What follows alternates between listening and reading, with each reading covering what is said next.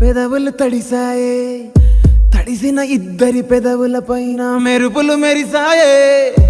ఉరుముల చప్పుడులో ఉరకలు మొదలాయే, ఉరుకుతూ ఉండే తలపులనేమో బిడియములాపాయే. అడుగు అడుగు ముందుకు సరుపుకుని ఒకరికి ఒకరము చేరువై ఊపిరి తగిలేటంతగా ముఖములు ఎదురుగా ఉంచామే. ముద్దు పెట్టేశావా బా? లేదే భాగ్యం, తొలి ముద్దు భాగ్యం నీకే దక్కింది. చాలే